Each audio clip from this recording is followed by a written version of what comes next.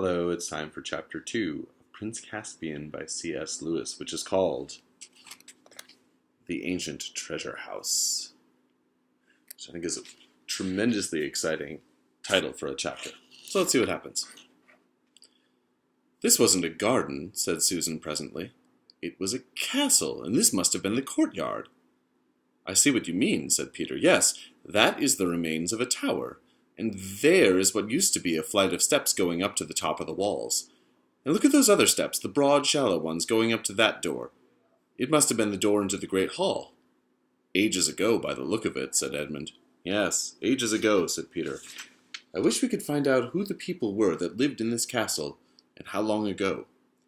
"It gives me a queer feeling," said Lucy. "Does it, Lou?" said Peter, turning and looking hard at her. "Because it does the same to me. It is the queerest thing that has happened this queer day. I wonder where we are and what it all means." While they were talking, they had crossed the courtyard and gone through the other doorway into what had once been the hall.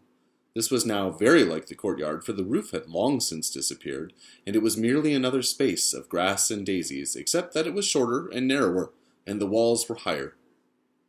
Across the far end there was a kind of terrace about 3 feet higher than the rest. "I wonder, was it really the hall?" said Susan. "What is that terrace kind of thing?" "Why, you silly," said Peter, who had become strangely excited. "Don't you see? That was the dais where the high table was, where the king and the great lords sat. Anyone would think you had forgotten that we ourselves were once kings and queens and sat on a dais just like that in our great hall." "In our castle of Cair Paravel," continued Susan in a dreamy and rather sing-song voice, "at the mouth of the great river of Narnia. How could I forget?" "How it all comes back," said Lucy. "We could pretend we were in Cair Paravel now. This hall must have been very like the great hall we feasted in." "But unfortunately without the feast," said Edmund. "It's getting late, you know. Look how long the shadows are. And have you noticed that it isn't so hot?" "We shall need a campfire if we've got to spend the night here," said Peter. "I've got matches. Let's go and see if we can collect some dry wood." Everyone saw the sense of this, and for the next half-hour they were busy. The orchard through which they had first come into the ruins turned out not to be a good place for firewood.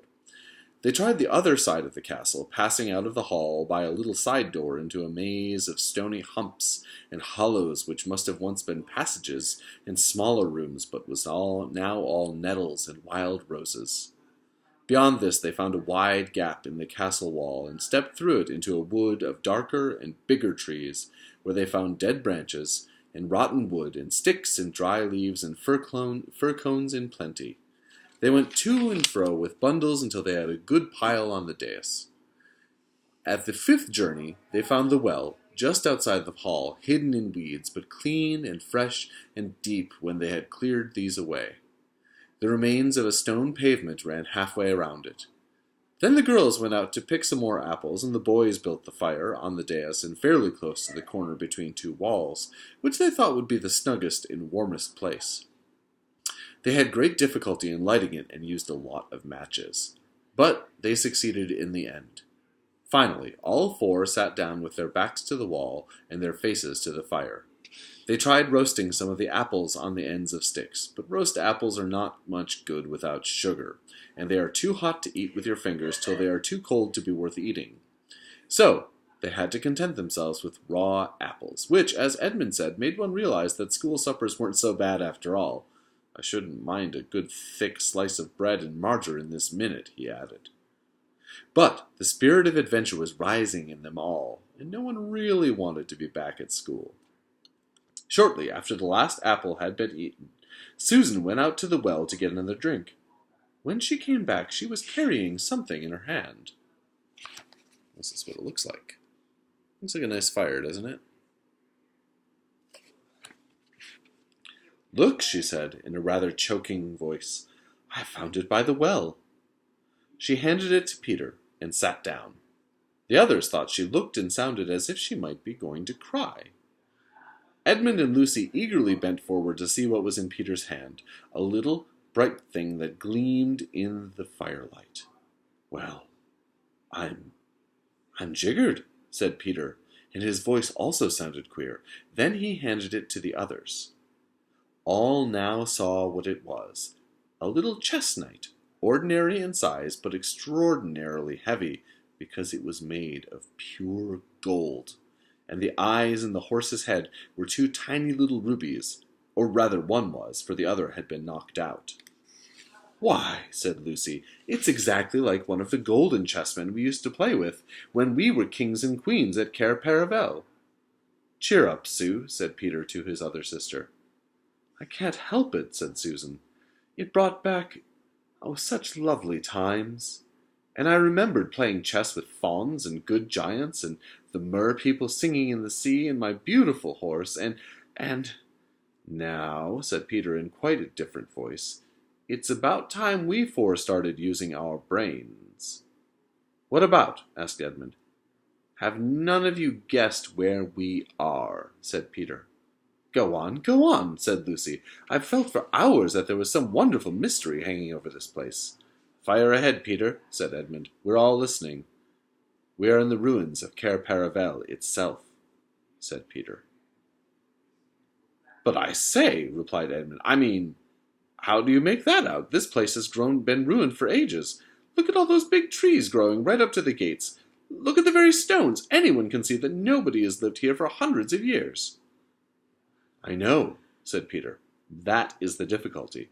But let's leave that out for the moment. I want to take the points one by one. First point. This hall is exactly the same shape and size as the hall at Cair Paravel. Just picture a roof on this, and a colored pavement instead of grass, and tapestries on the walls, and you get our royal banqueting hall." No one said anything. "Second point," continued Peter. "The castle wall is exactly where our well was, a little to the south of the great hall, and it is exactly the same size and shape." Again there was no reply. "Third point. Susan has just found one of our old chessmen, or something as like one of them as two peas." Still nobody answered. "Fourth point. Don't you remember it was the very day before the ambassadors came from the King of Calormen? Don't you remember planting the orchard outside the north gate of Cair Paravel? The greatest of all the wood people, Pomona herself, came to put good spells on it. It was those very decent little chaps, the moles, who did the actual digging. Can you have forgotten that funny old Lilygloves, the chief mole, leaning on his spade and saying, 'Believe me, your majesty, you'll be glad of these fruit trees one day'? And by Jove, he was right." I do," said Lucy, and clapped her hands. "But look here, Peter," said Edmund. "This must be all rot. To begin with, we didn't plant the orchard slap up against the gate. We wouldn't have been such fools." "No, of course not," said Peter, "but it has grown up to the gate since." "And for another thing," said Edmund, "Cair Paravel wasn't on an island." "Yes, I've been wondering about that. But it was a peninsula. Jolly nearly an island. Couldn't it have been made an island since our time? Somebody has dug a channel." "But half a moment," said Edmund. "You keep on saying 'since our time,' but it's only a year ago since we came back from Narnia. And you want to make out that in 1 year castles have fallen down, and great forests have grown up, and little trees we saw planted ourselves have turned into a big old orchard, and goodness knows what else. It's all impossible." "There's one thing," said Lucy. "If this is Cair Paravel, there ought to be a door at this end of the dais. In fact, we ought to be sitting with our backs against it at this moment. You know, the door that led down to the treasure chamber." "I suppose there isn't a door," said Peter, getting up. The wall behind them was a mass of ivy. "We can soon find out," said Edmund, taking up one of the sticks that they had laid ready for putting on the fire. He began beating the ivied wall.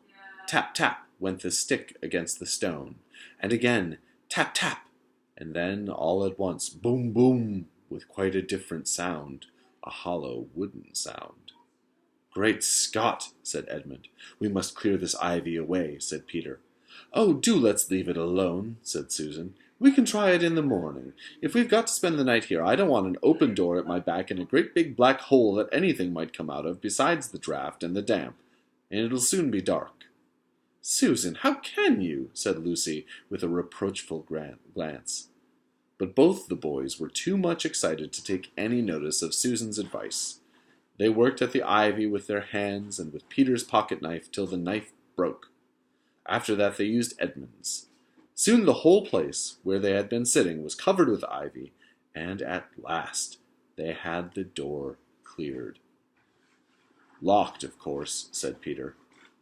But the wood's all rotten, said Edmund. We can pull it to bits in no time, and it'll make extra firewood. Come on.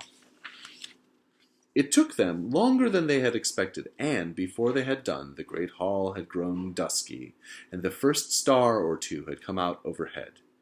Susan was not the only one who felt a slight shudder as the boys stood above the pile of splintered wood, rubbing the dirt off their hands and staring into the cold, dark opening they had made.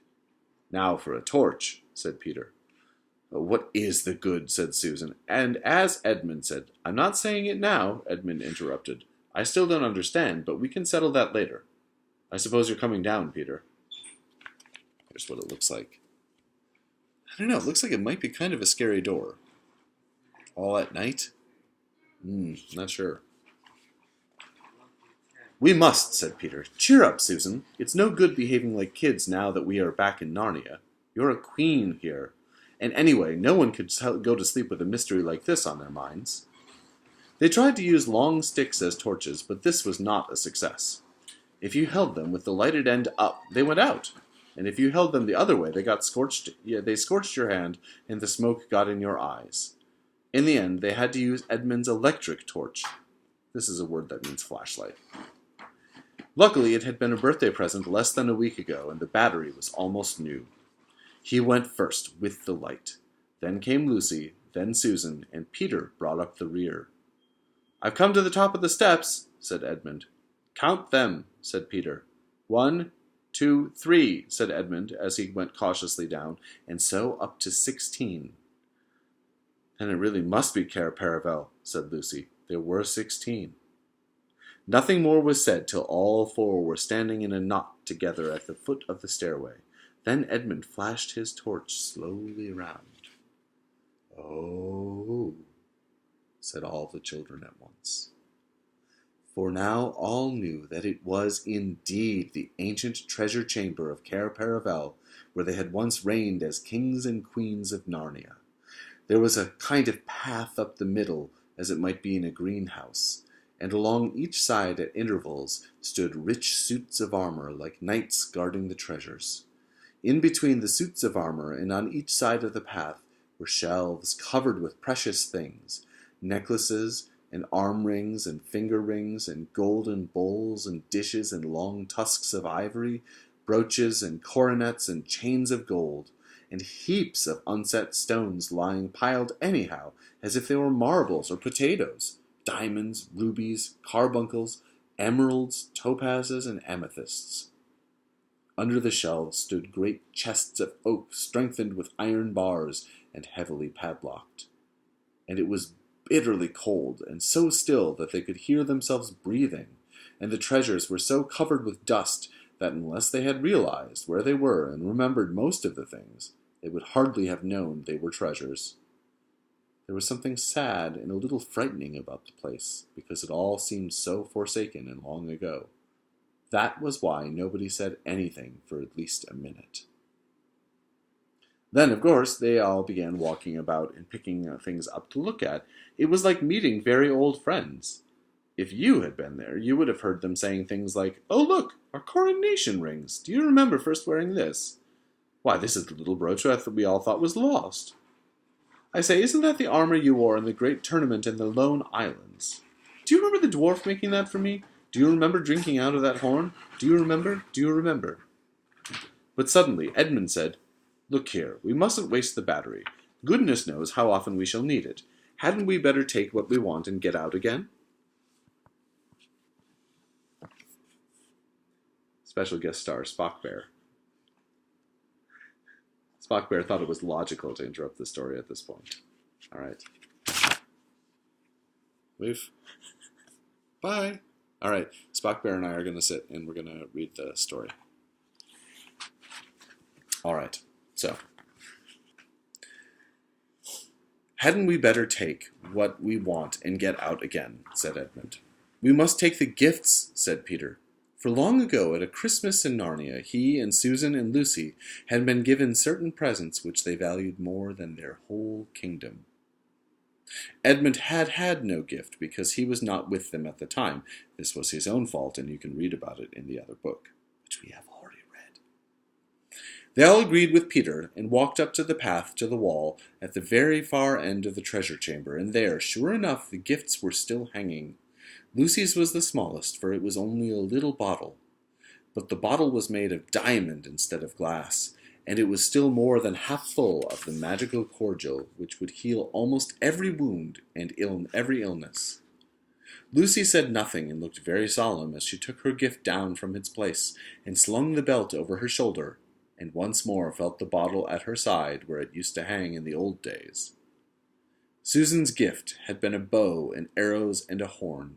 The bow was still there, and the ivory quiver full of well-feathered arrows. "But, oh, Susan," said Lucy, "where's the horn?"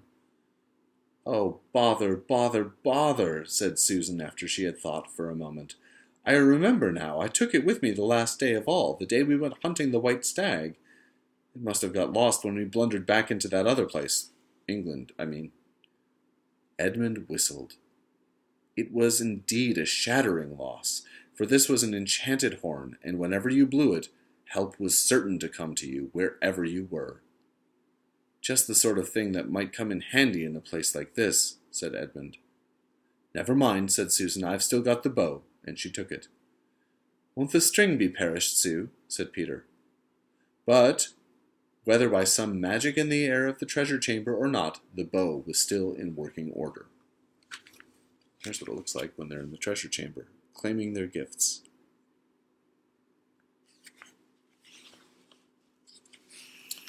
Archery and swimming were the things Susan was good at. In a moment she had bent the bow, and then she gave one little pluck to the string. It twanged, a chirruping twang that vibrated through the whole room, and that one small noise brought back the old days to the children's minds more than anything that had happened yet. All the battles and hunts and feasts came rushing into their heads together. Then she unstrung the bow again and slung the quiver at her side. Next, Peter took down his gift, the shield with the great red lion on it, and the royal sword. He blew and rapped them on the floor to get off the dust. He fitted the shield on his arm and slung the sword by his side. He was afraid at first that it might be rusty and stick to the sheath, but it was not so. With one swift motion, he drew it and held it up, shining in the torchlight. "It is my sword Rindon," he said. "With it I killed the wolf." There was a new tone in his voice, and the others all felt that he was really Peter the High King again. Then, after a little pause, everyone remembered that they must save the battery. They climbed the stair again and made up a good fire and lay down close together for warmth. The ground was very hard and uncomfortable, but they fell asleep in the end. And chapter 3 will be called The Dwarf. Spock, Bear, and I say good night. Good night.